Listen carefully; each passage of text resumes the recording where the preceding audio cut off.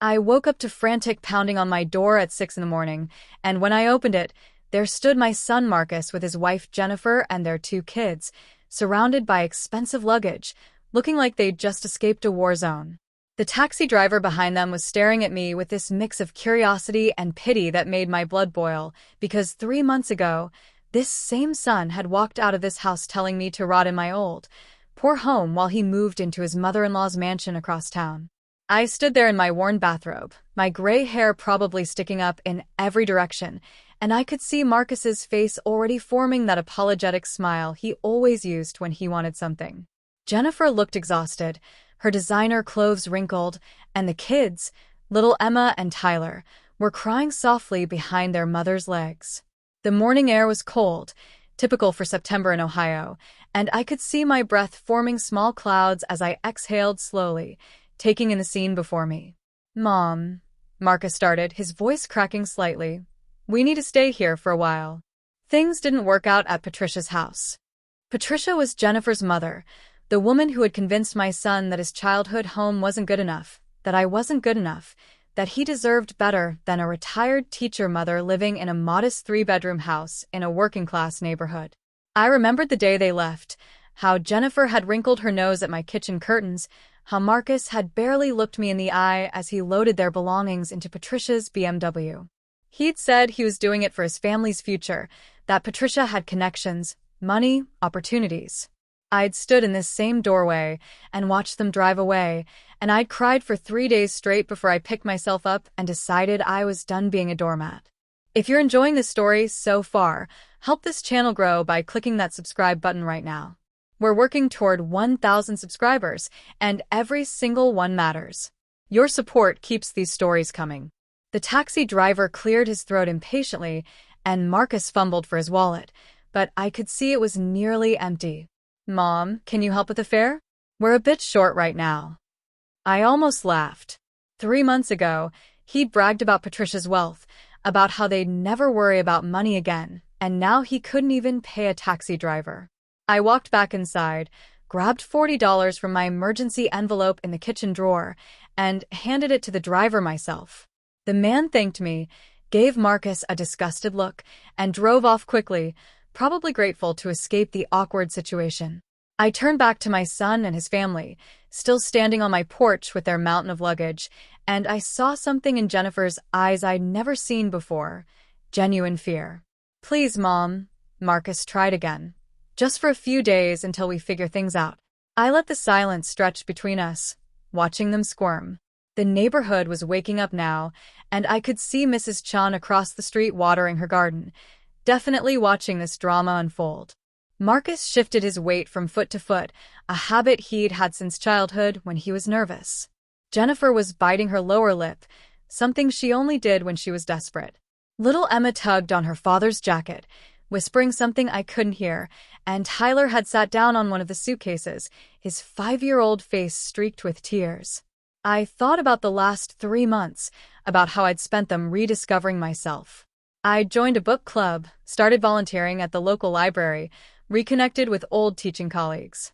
I'd painted the living room that soft yellow I'd always wanted, replaced the kitchen curtains Jennifer had mocked, and turned Marcus's old bedroom into a craft room where I'd been learning to quilt. My friend Dorothy had helped me plant new flowers in the front garden, and for the first time in years, I'd felt genuinely happy. I'd stopped waiting for Marcus to call, stopped checking my phone every 5 minutes, stopped making excuses for why my only child couldn't find time to visit his mother. I'd learned to be alone without being lonely, and it had been the most liberating experience of my 62 years. "What happened at Patricia's?" I asked, keeping my voice neutral.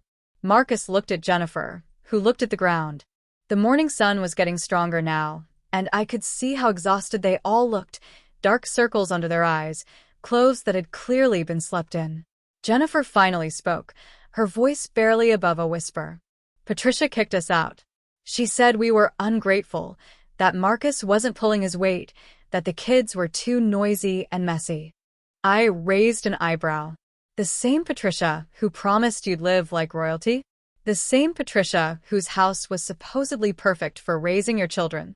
Jennifer's face crumpled, and she started crying, these big, heaving sobs that made Emma cry louder too.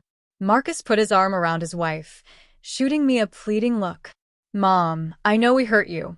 I know I said terrible things. But we're family, and we need you. I felt something twist in my chest, that old maternal instinct warring with the anger and hurt I'd been carrying. These were my grandchildren, innocent in all this mess, shivering in the cold morning air. Emma was wearing a thin sweater that wasn't nearly warm enough, and Tyler's shoes were untied, his little hands red from the cold. But I also saw my son, the man who'd chosen status and money over his own mother, who'd let his wife insult my home, who'd walked away without a backward glance. Before you hear what happened next, make sure you've hit that subscribe button. We're building a community here, and your subscription helps us reach our goal of 1,000 subscribers. Click that red button now, and be part of this journey. You can come in, I said finally, and I saw the relief wash over Marcus's face. But I held up my hand before he could move. On my conditions. You'll sleep in the basement. It's clean but basic, just a pull-out couch and some sleeping bags I use for camping. You'll contribute to groceries and utilities, whatever you can manage. You'll help with chores, all of you, even the kids. And Marcus, you'll get a job, any job, within 1 week, or you're out. No negotiations, no excuses, no second chances. The relief on Marcus's face flickered, replaced by something that looked like shock. Jennifer stopped crying and stared at me like I'd grown a second head. They'd expected the old me, the pushover mother who'd always put her son first, who'd sacrificed everything for his happiness. But Mom, Marcus started, the basement? There's my old bedroom upstairs.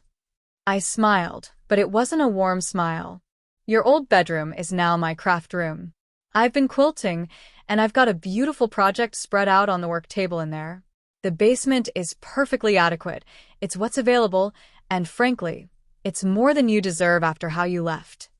I saw something flash in Jennifer's eyes, that old entitlement trying to resurface, but she must have realized they had no other options because she nodded quickly. That's fine, Mrs. Patterson. We're grateful for anything. I stepped aside and let them in, watching as they struggled with their luggage. Marcus had always been terrible at packing efficiently, and now he was trying to navigate 3 large suitcases, 2 duffel bags, and various shopping bags through my narrow hallway. The kids rushed in first, Emma immediately asking where the bathroom was, and Tyler collapsing on my living room couch like he'd run a marathon. Jennifer followed, her eyes scanning my home, with what looked like surprise. I'd made changes, real changes, and the house looked better than it had in years. The walls were freshly painted, new curtains hung in every window, and I'd bought a few nice pieces of art from local artists at the community center. It looks different, Marcus said, almost accusingly, as if I had no right to change things after he left. It looks better, I corrected him. I've had time to focus on myself, on making this house a home for me, not just a place to wait around for my son to remember I exist. The words hung in the air, sharp and bitter, and I saw Marcus flinch. Good. He needed to understand that his actions had consequences, that I wasn't just going to pretend the last 3 months hadn't happened. I showed them down to the basement, flipping on the lights to reveal a space that was clean but clearly not the luxury they'd been living in. The pull-out couch was old but comfortable, and I'd stored some extra blankets and pillows in a plastic bin in the corner. There was a small bathroom down here, just a toilet and sink, so they'd have to come upstairs for showers. The concrete floor was cold, even with the area rug I'd put down years ago, and the single window near the ceiling let in minimal natural light. Jennifer looked around with barely concealed horror, but to her credit, she didn't complain out loud. "I'll make breakfast," I said. "Come up in 20 minutes." I left them there and went back to my kitchen, my sanctuary, where I'd spent countless peaceful mornings over the last 3 months drinking coffee and reading the newspaper in blissful solitude. I started making scrambled eggs, toast, and bacon more out of habit than generosity. The kids needed food, that was simple reality, but I wasn't going to pretend this was a happy reunion. I heard them moving around downstairs, the muffled sound of Jennifer's voice probably complaining to Marcus, and I felt a strange sense of satisfaction. They'd chosen their path, now they were living with the consequences. This is a good moment to remind you to subscribe if you haven't already. Hit that button and help us grow this channel to 1,000 subscribers. Every subscription counts and shows that you're invested in these stories. When they came upstairs, the kids looked slightly better, faces washed, hair combed. Marcus and Jennifer still looked shell-shocked, like they couldn't quite believe this was their reality now. We sat around my kitchen table, the same table where Marcus had eaten thousands of meals growing up, and I served the food in silence. Emma and Tyler dug in immediately, clearly starving, and I felt a pang of concern. When did they last eat? I asked Jennifer, who had the grace to look ashamed. Yesterday morning. Patricia cut us off completely, including access to the kitchen, after the argument. We've been in a motel since last night, but we ran out of money. A motel. They'd spent their last money on a motel instead of coming to me immediately. Pride, I supposed, or maybe shame. Marcus was eating slowly, not meeting my eyes, and I could see the weight of his situation pressing down on him. His shoulders were hunched, his usual confident posture gone. He'd always been handsome, tall like his father, with warm brown eyes and a smile that could charm anyone.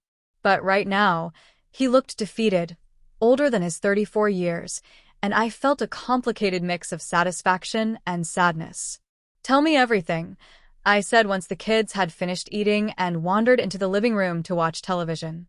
Marcus and Jennifer exchanged looks, and then Marcus started talking. It poured out of him, the whole miserable story.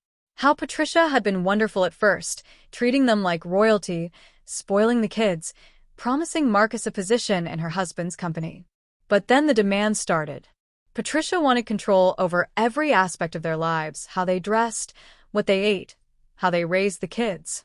She criticized Jennifer constantly for not being domestic enough, for gaining weight after Tyler's birth, for not maintaining the standards she'd set. Marcus had tried to work for Patricia's husband Roger, but the man was a tyrant who treated him like an incompetent child, giving him degrading tasks and never the promised executive position. Jennifer had been expected to essentially be Patricia's personal assistant, running errands and organizing social events without any acknowledgement or thanks.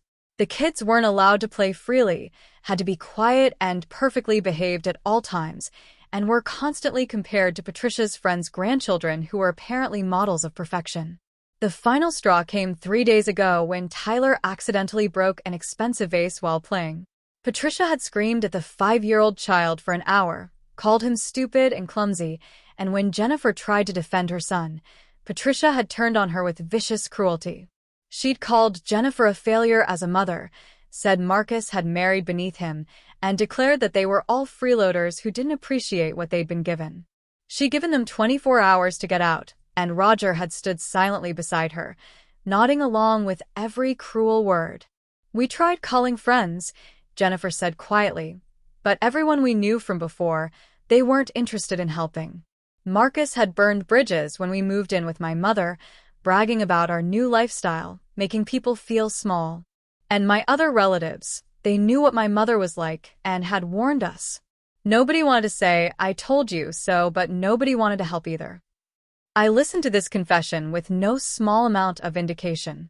They'd learned a hard lesson about pride and poor choices, and while part of me felt sorry for them, a larger part felt they'd earned this consequence.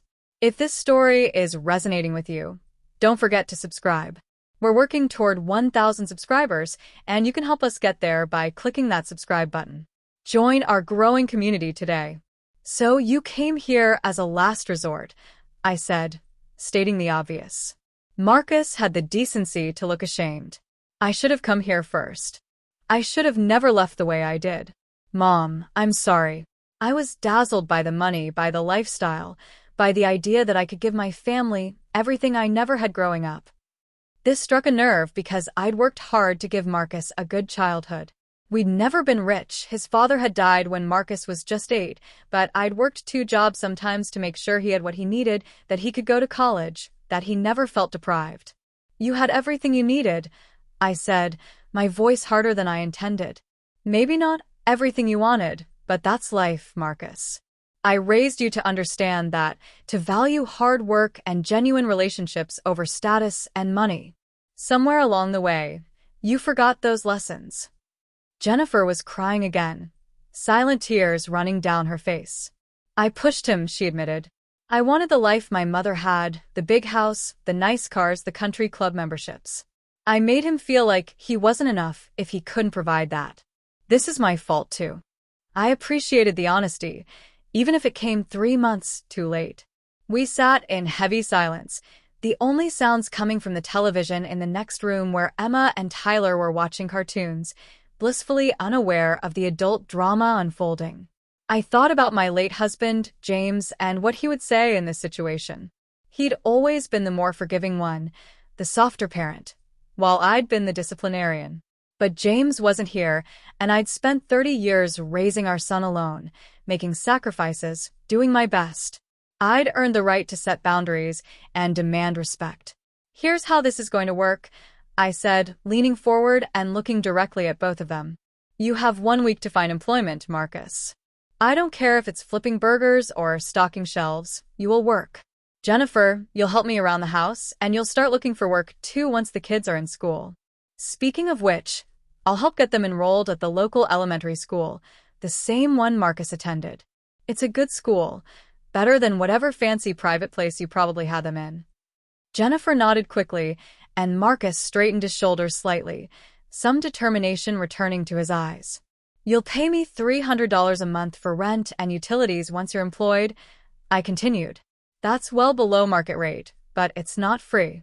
You'll buy your own groceries, do your own laundry, and clean up after yourselves. The kids can use the living room and backyard, but my craft room is off limits, as is my bedroom. We'll have dinner together 3 nights a week because those children need stability and family time, but I'm not your live-in babysitter. You figure out childcare for when you're both working. I paused, letting it all sink in. And if I hear one complaint, one negative word about my home or my lifestyle, you're out immediately. Are we clear? They both nodded, Marcus reaching over to squeeze Jennifer's hand. Thank you, Mom, he said, and for the first time, I heard genuine gratitude in his voice. We won't let you down. I wanted to believe him, but trust had to be earned back, and that would take time. I stood up and started clearing the breakfast dishes, and to my surprise, Jennifer immediately jumped up to help. I've got it, she said. You cooked, I'll clean. That's fair. I watched her work, noticing how carefully she washed each dish, how she asked where things went before putting them away. Maybe she'd learned something from this experience after all. Make sure you're subscribed to this channel so you don't miss what happens next.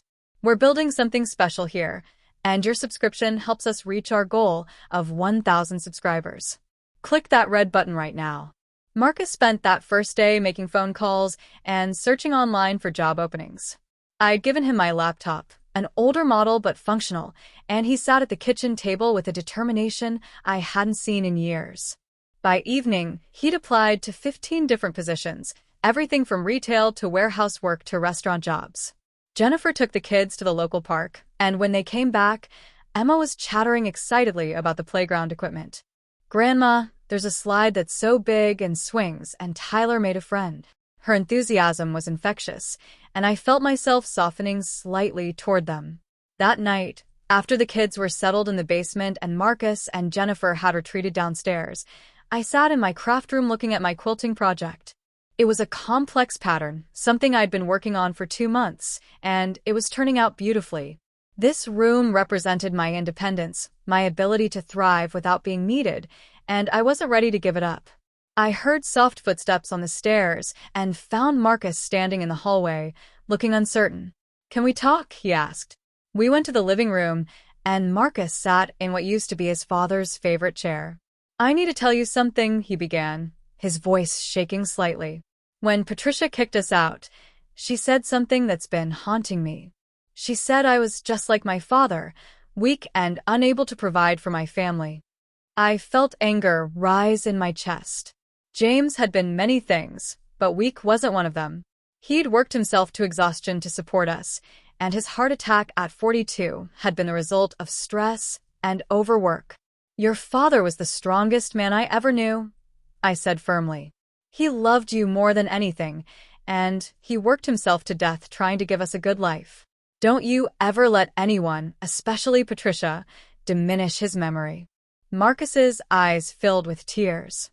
I know, Mom. I know.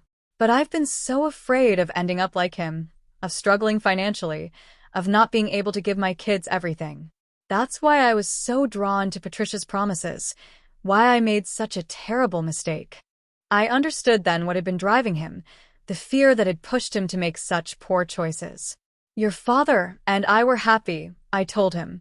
We didn't have much money, but we had love, respect, and genuine partnership. That's worth more than all of Patricia's wealth combined. You need to understand that, Marcus. You need to teach that to your children. He nodded, wiping his eyes. I'm going to make this right, Mom. I'm going to prove to you that I've learned from this. I wanted to believe him, and maybe, in time, I would. For now, I needed to see action, not just words. The next morning, Marcus was up at 5:30, dressed in the one dress shirt he'd brought, heading out to drop applications off in person at various businesses. Jennifer got the kids up and fed them breakfast, then asked me if I had any chores she could help with. I set her to work weeding the garden, something I'd been putting off, and she worked diligently for 2 hours while the kids played nearby. When I brought her some iced tea, she looked up at me with dirt on her face and something like pride in her eyes. Your garden is beautiful, she said. I never appreciated how much work goes into maintaining a home like this. Don't forget to hit that subscribe button if you're enjoying this story. Every subscription brings us closer to our goal of 1,000 subscribers and helps this channel continue sharing stories that matter. Subscribe now and be part of our community. By day 3, Marcus had landed 2 interviews, one at a local hardware store and another at a logistics company. He was nervous but determined, practicing his answers with Jennifer, who was surprisingly supportive and encouraging. I found myself coaching him too, reminding him to emphasize his reliability and willingness to learn. The old dynamic was creeping back, but I was careful to maintain my boundaries. This wasn't the same as before. I was helping but not sacrificing myself in the process. Marcus got both jobs offered to him, and he chose the logistics company because it paid better and offered benefits after 90 days. He'd start the following Monday, working in their warehouse managing inventory. It wasn't glamorous, but it was honest work with room for advancement. When he told us, Jennifer hugged him tightly, and even the kids seemed to sense this was good news, jumping around excitedly.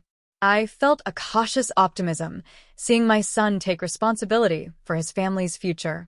That weekend, Jennifer got a call from a former coworker who mentioned a part-time administrative position at a dental office. Jennifer had worked in dental offices before the kids were born, and she interviewed on Monday while Marcus started his new job. She was offered the position on the spot, part-time hours that would work around the kids' school schedule. Things were falling into place faster than I'd expected, and I could see both of them carrying themselves differently, with more confidence and purpose. The kids started at the local elementary school the following week, and I drove them on their first day. Emma was excited but nervous, clutching her new backpack that I'd bought her as a first-day gift. Tyler was quieter, still young enough to be anxious about the separation from his parents. I walked them to their classrooms, met their teachers, and felt a surge of grandmother pride watching them settle in. They were good kids, and none of this was their fault. They deserved stability and a loving environment. As weeks passed, a routine developed. Marcus left for work at 6:30 each morning, often before the kids woke up. Jennifer would get them ready for school, drop them off, then head to her job at the dental office. I'd pick the kids up most days, help with homework, and have snacks ready. Jennifer would come home around 4, start dinner preparations, and Marcus would arrive by 6. We'd all eat together 3 nights a week as I'd mandated, and those dinners became something I looked forward to despite myself. Subscribe to our channel if you haven't already. We're working hard to reach 1,000 subscribers, and every single subscription helps us achieve that goal. Click that subscribe button and join us on this journey. Marcus handed me his first paycheck with quiet pride, $300 exactly for the month's rent.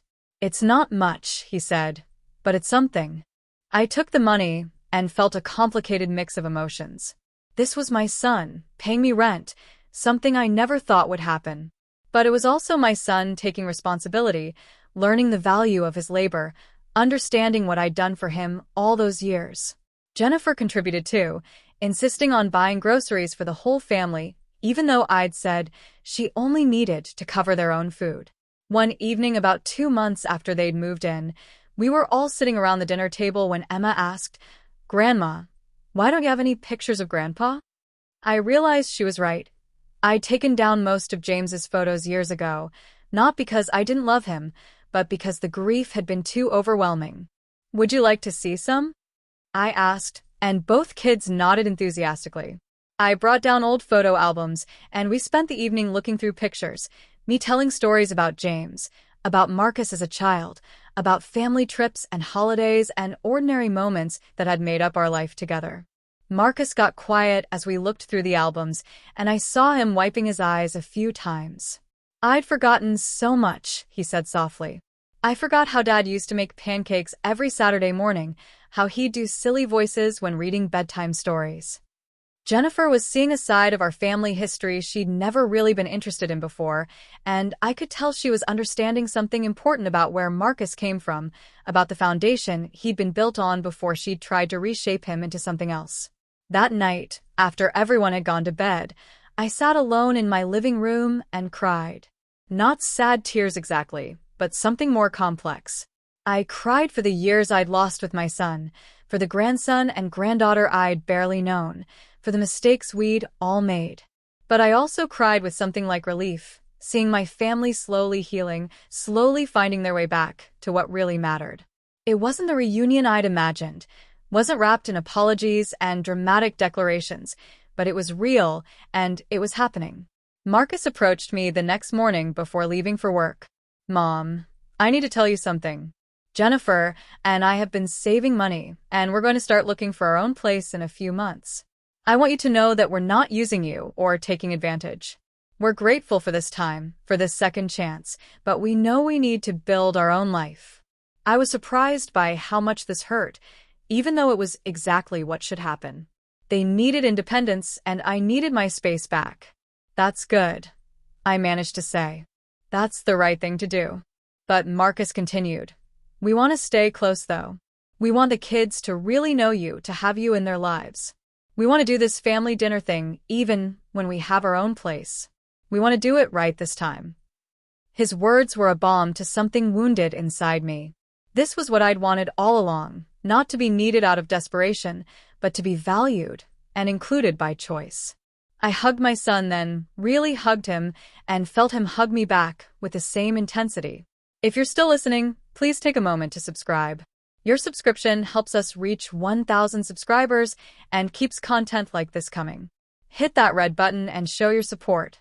Around the 3-month mark, right around the time they'd originally left, I came home from my book club meeting to find the house transformed. Marcus, Jennifer, and the kids had cleaned everything from top to bottom. There were fresh flowers on the table, and they'd cooked an elaborate dinner. "What's all this?" I asked, genuinely confused. Jennifer stepped forward, looking nervous. "It's our 3-month anniversary of you taking us back in. We wanted to show our appreciation, to celebrate not just surviving but starting to thrive." We sat down to dinner, and Marcus stood up to give a speech. "Mom, 3 months ago we showed up on your doorstep broken, desperate, and frankly undeserving of your help. You could have turned us away, and no one would have blamed you. Instead, you took us in, but you did something more important than that. You taught us accountability, self-respect, and what real family means. You showed us that love doesn't mean enabling bad behavior, it means having standards and boundaries. I'm a better man than I was 3 months ago, a better husband and father, and that's because of you." I was crying by the time he finished, and so was Jennifer. Even the kids looked emotional, though they probably didn't fully understand what was happening. We ate together, laughed together, and for the first time since they'd returned, it felt genuinely good and right. Later that evening, Jennifer pulled me aside. "I need to apologize properly," she said. "I was awful to you before we left.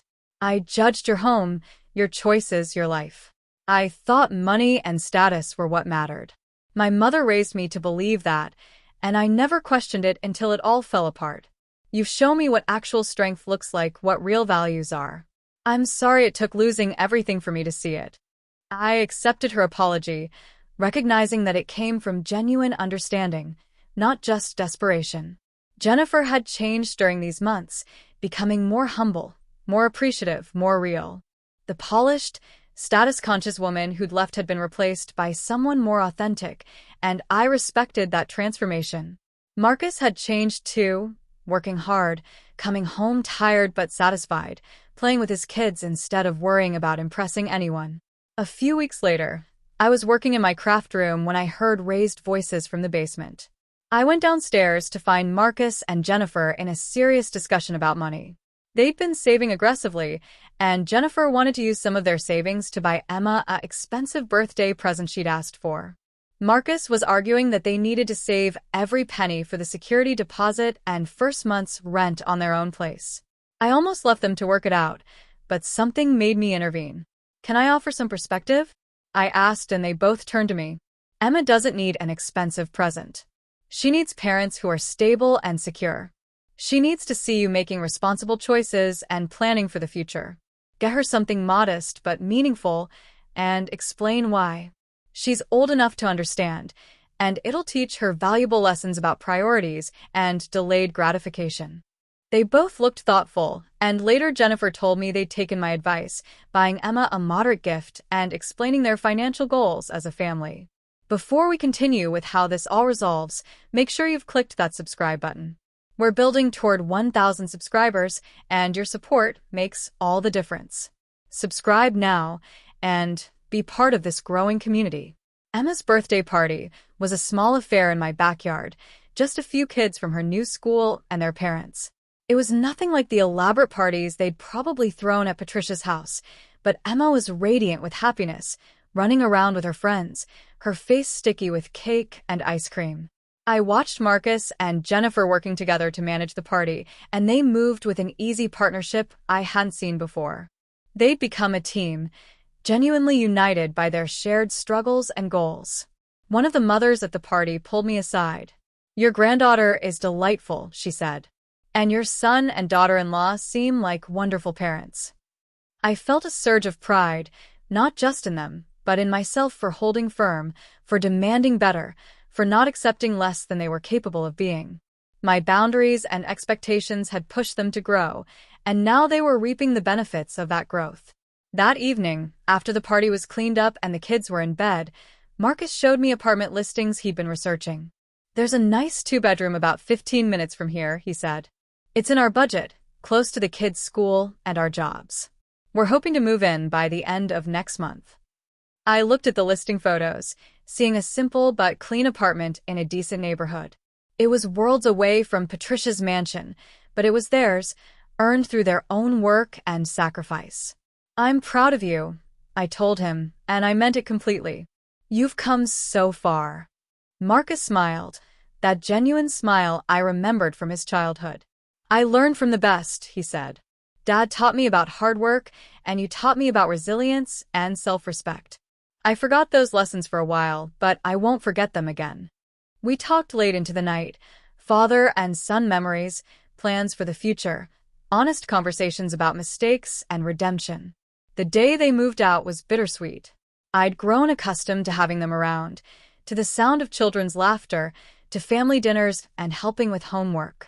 But I was also ready to reclaim my full independence, to have my craft room remain undisturbed, to read in silence whenever I wanted. Marcus and Jennifer had furnished their new apartment modestly, mostly with secondhand items and budget purchases, and they were proud of every piece they'd acquired through their own efforts. "You'll come for dinner next week?" Jennifer asked as they loaded the last boxes into their borrowed truck. "And the week after that?" I nodded, already looking forward to it. "Every Sunday if you'll have me," I said. Emma and Tyler rushed to hug me, and I held them tight, these grandchildren I'd almost lost but who now held secure places in my heart. Marcus hugged me last, holding on longer than necessary. "Thank you, Mom," he whispered, "for everything, but especially for not making it easy." Subscribe to our channel right now if this story has moved you. We're so close to our goal of 1,000 subscribers, and you can help us get there. Click that subscribe button and join our community.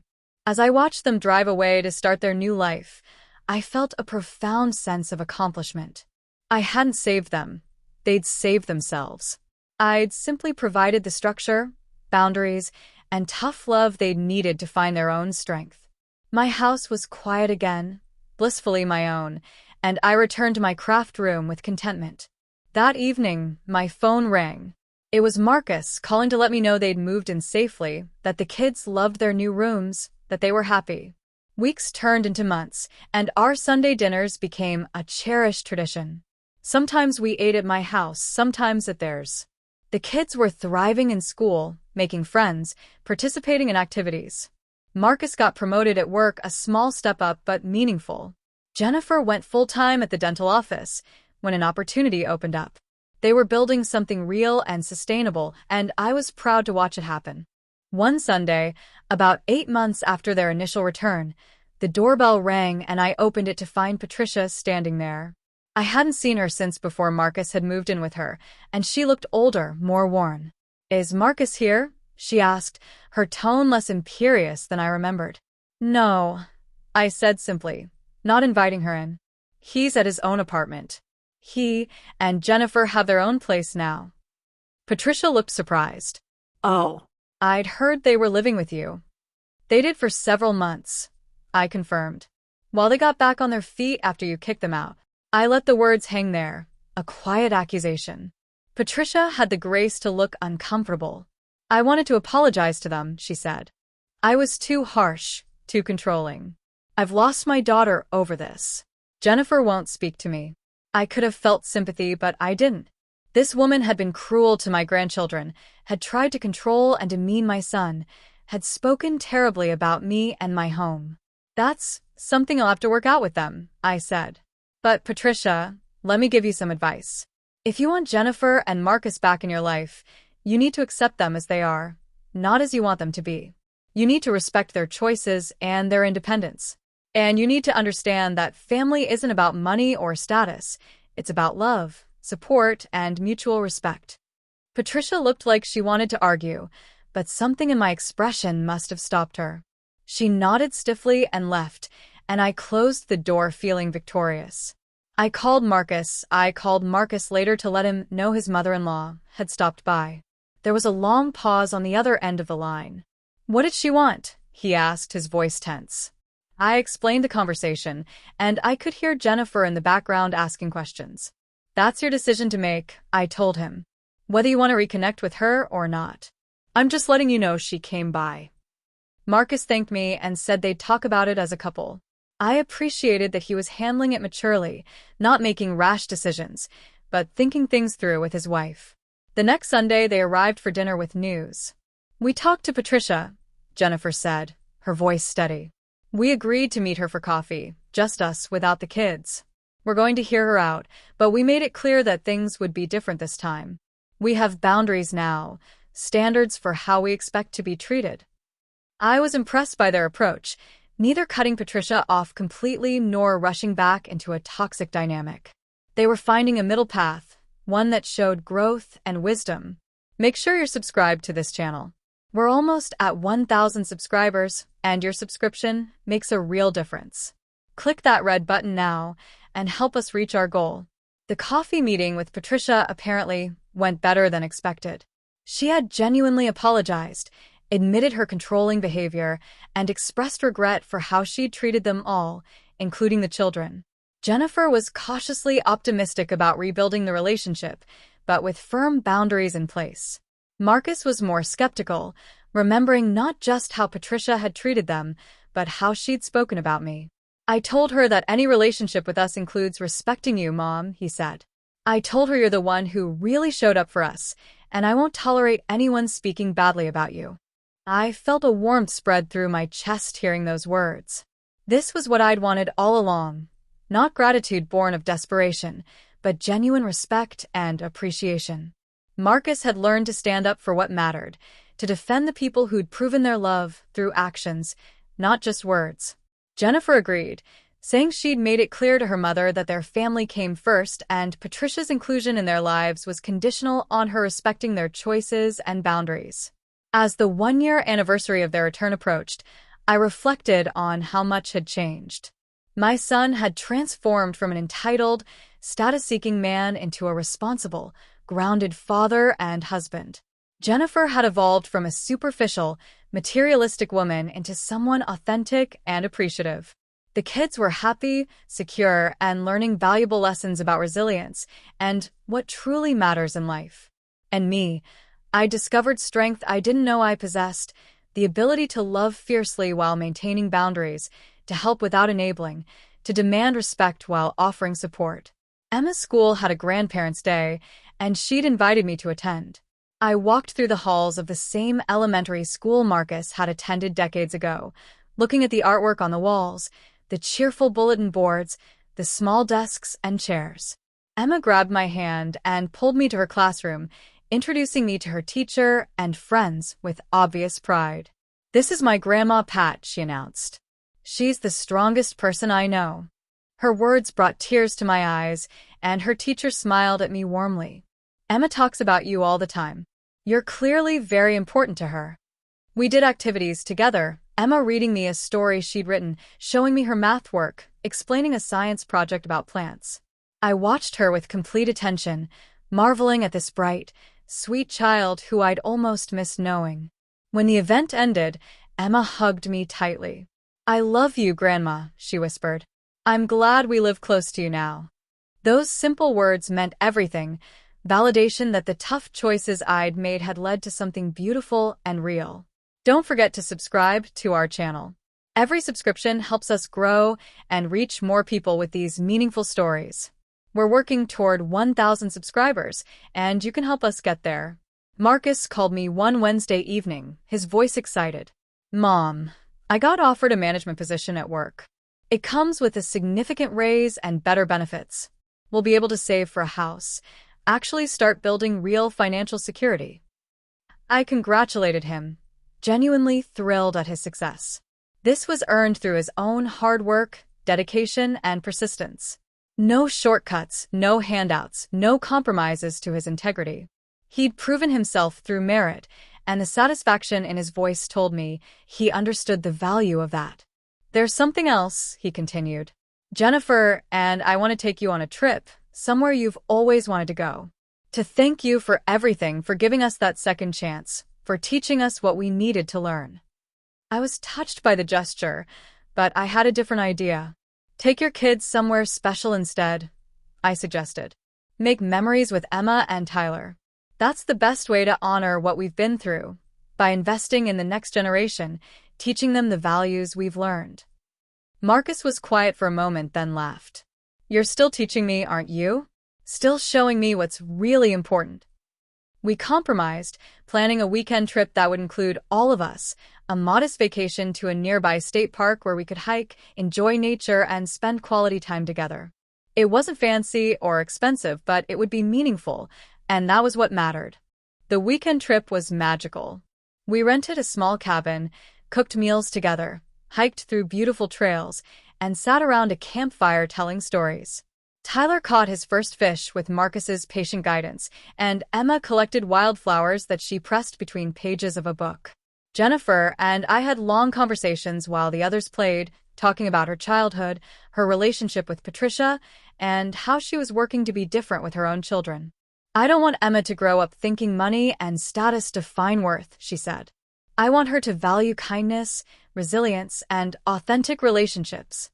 We took a family photo on that trip, all of us smiling genuinely, no pretense or performance, just real connection and happiness.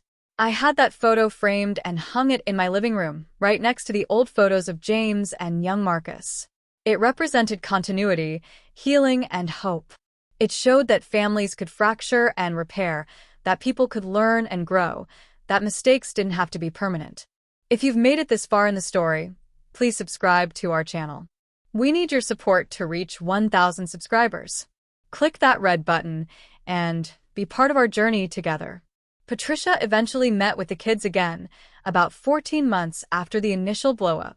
Jennifer supervised closely, and the meeting was brief, just ice cream at a local shop. Patricia was subdued, almost humble, bringing small, appropriate gifts and asking the children about their lives rather than lecturing or criticizing. Emma was warm but reserved, Tyler was shy, and Patricia didn't push. It was a start, a tentative rebuilding, but nothing like before.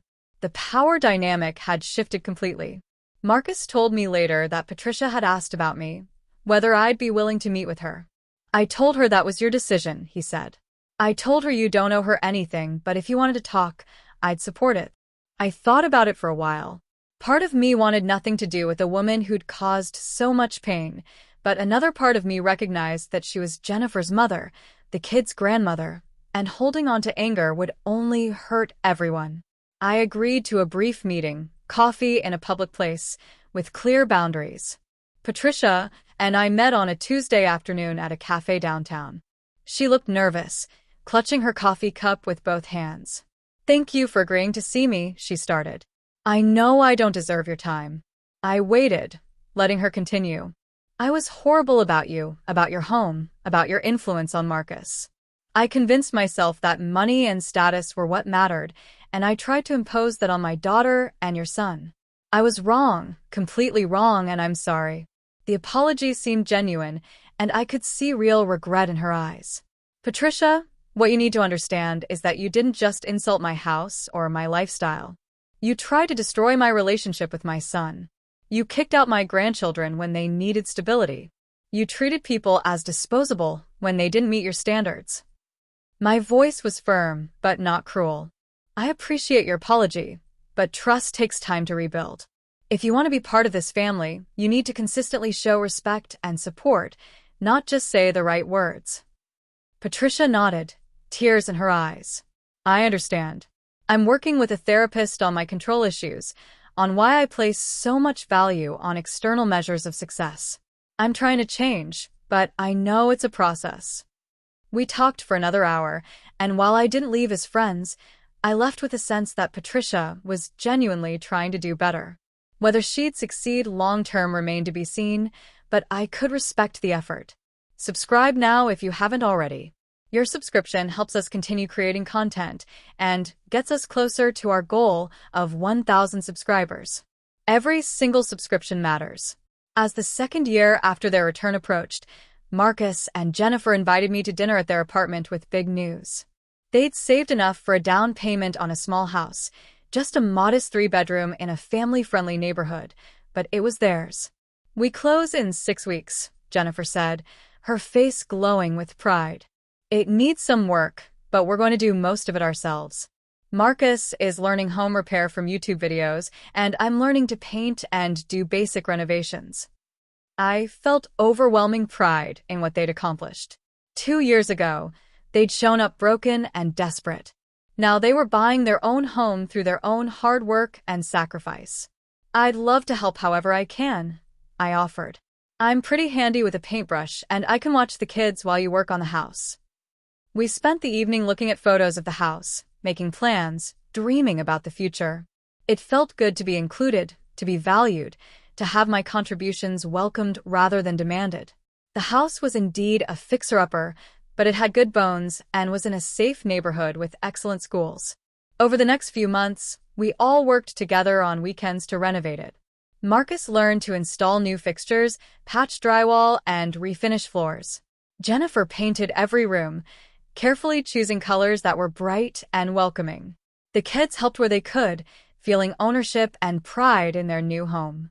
I contributed my time, skills, and occasionally money for supplies, but always as a gift freely given, never as leverage or control. Moving day was chaotic, but joyful. Friends from work, neighbors, and people from their church showed up to help, a testament to the community Marcus and Jennifer had built through authentic relationships rather than status seeking. I worked alongside everyone else, carrying boxes, organizing rooms, and by the end of the day, the house was starting to feel like a home. That evening, exhausted but happy, we ordered pizza and sat on the floor of the living room, paper plates in our laps, laughing about the day's adventures. Emma stood up suddenly, her 9-year-old face serious. "I want to say something," she announced. 2 years ago, everything was really bad. Grandma Patricia was mean, and we didn't have anywhere to go. But Grandma Pat took us in, even though Daddy had been mean to her. She helped us learn important stuff, like working hard and being nice to people. And now we have this house, and I'm really happy.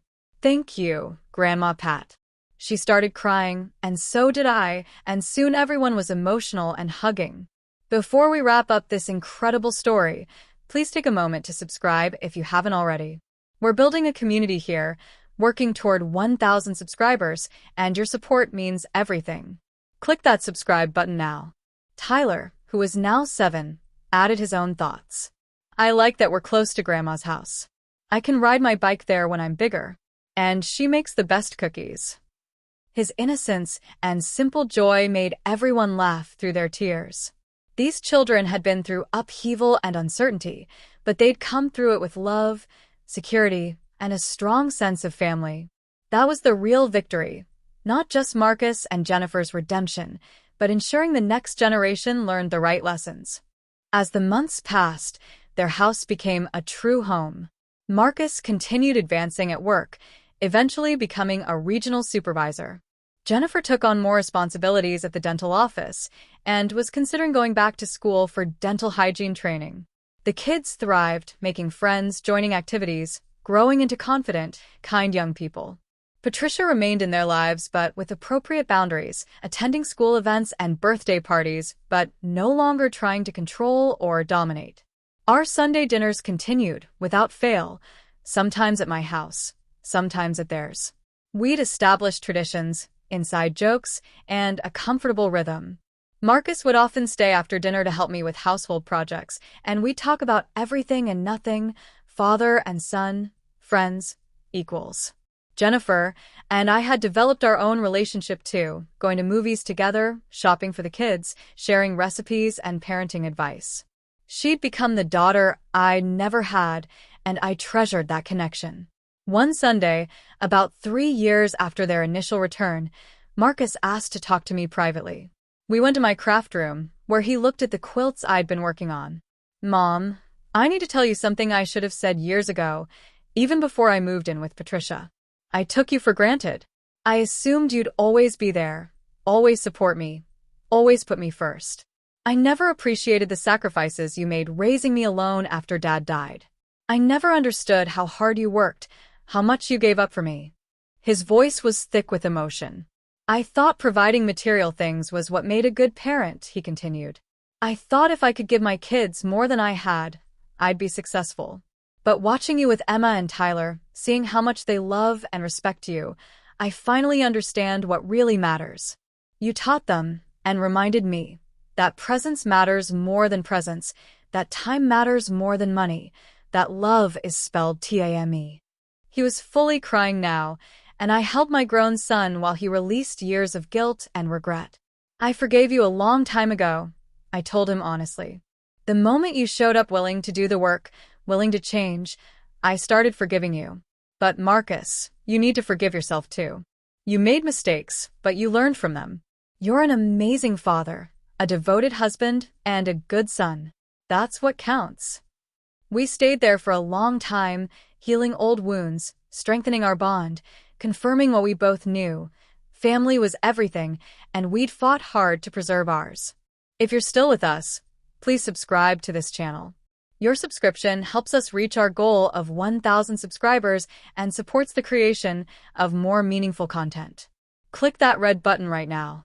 At Emma's 10th birthday party, held in their backyard with what seemed like half her school class attending, I watched my family interact with joy and ease. Marcus was grilling hamburgers and hot dogs, joking with the other parents.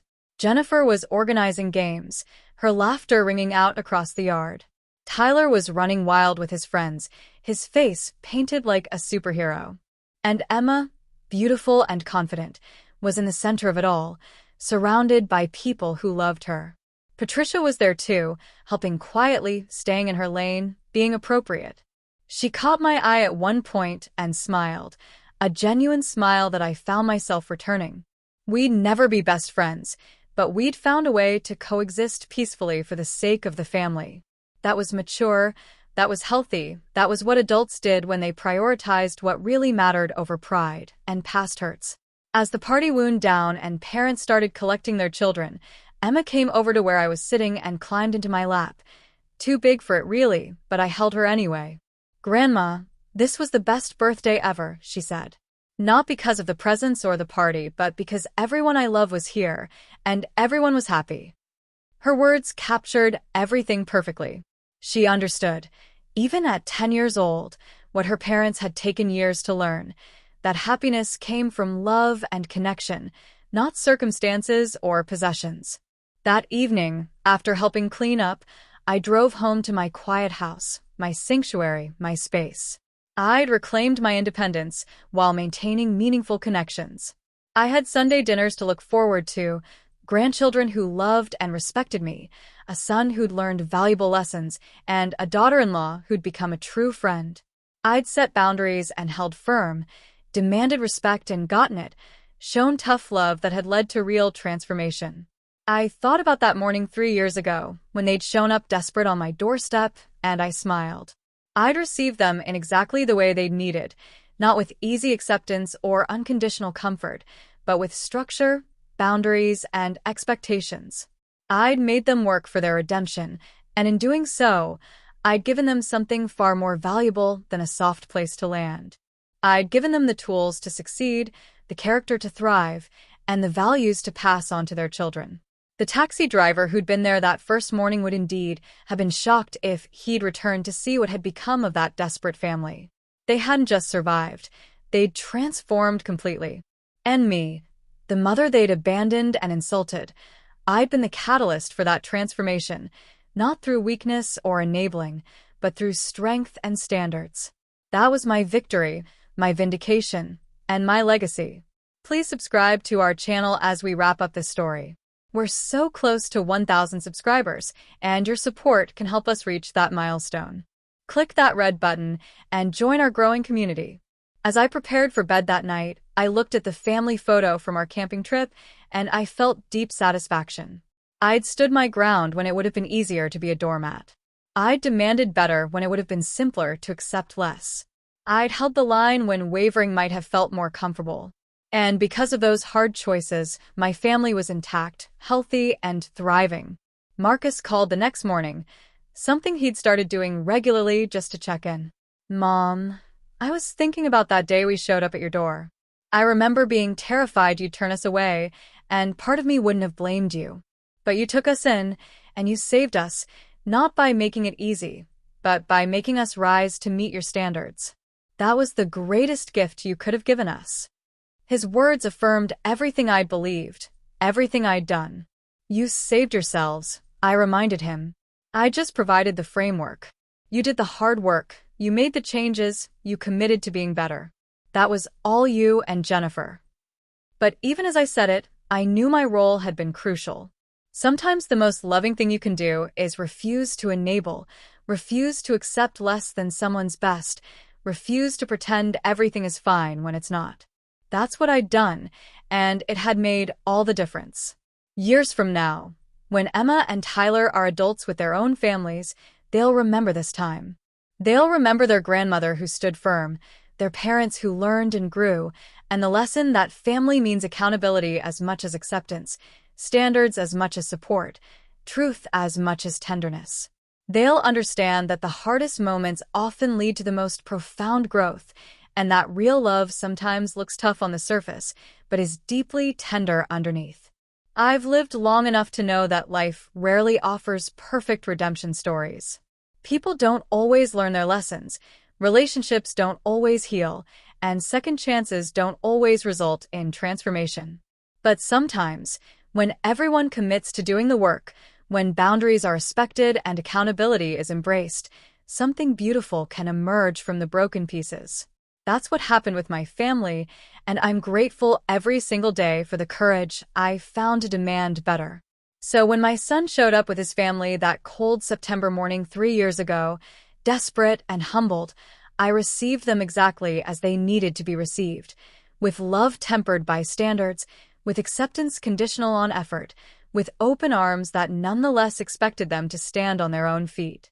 The taxi driver was shocked by my response that morning, but not as shocked as he would be seeing us now, strong and united and genuinely happy, all because someone cared enough to make the hard choices. Make sure you've subscribed before you go. We're building something special here, working toward 1,000 subscribers, and every subscription counts. Click that button and be part of this journey with us. My craft room remains my sanctuary, my quilts continue to grow more complex and beautiful, and my independence remains intact. But now it's enriched by meaningful family connections, by grandchildren who run through my door with excitement, by a son who calls regularly just to talk, by a daughter-in-law who values my presence in her life. I have both solitude and connection, both independence and family, both my own life and a role in theirs.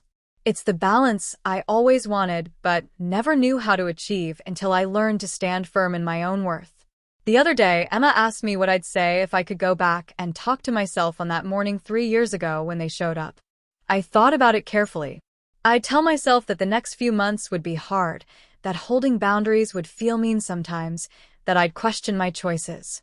But I'd also tell myself to stay strong, to trust my instincts, to believe that demanding better from people you love is actually the most loving thing you can do. And I'd tell myself that it would all work out better than I could imagine, that the family I'd get back would be stronger and more genuine than the one I'd lost. Emma nodded seriously, then said something profound for a 13-year-old. I'm glad you were tough on my dad and mom. I'm glad you made them work for it. Because now I know that if I mess up, if I make bad choices, there will be consequences, but there will also be chances to make it right. That makes me feel safe somehow, knowing that love doesn't mean letting people do whatever they want. Out of the mouths of babes, as they say. She'd understood exactly what I'd been trying to teach. As I finished the story, sitting in my living room with afternoon sunlight streaming through my new curtains, I want you to know that standing firm in your worth is never selfish. Teaching people how to treat you is never mean.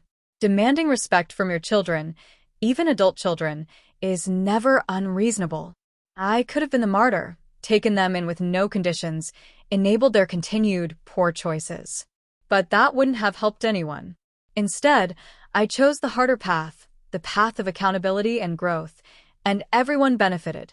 So yes, my son came back with his family after insulting me and abandoning me for what he thought was a better life. And yes, I received them in a way that shocked the taxi driver and probably anyone else who heard the story. But I received them with wisdom, with boundaries, with tough love that transformed into something beautiful. They came expecting the old me, the pushover, the woman who'd accept any treatment just to keep her son close. Instead, they found a woman who knew her worth, who demanded respect, and who refused to participate in their dysfunction. And you know what? That's exactly what they needed, even if they didn't know it at the time. Sometimes the most loving thing you can do is refuse to make it easy, refuse to enable, refuse to pretend that everything is fine when someone has treated you poorly. I gave them structure, expectations, and consequences, and in return, I got my family back, stronger and more authentic than ever before. That's not just a happy ending. That's a triumph earned through courage, maintained through consistency, and celebrated through genuine transformation.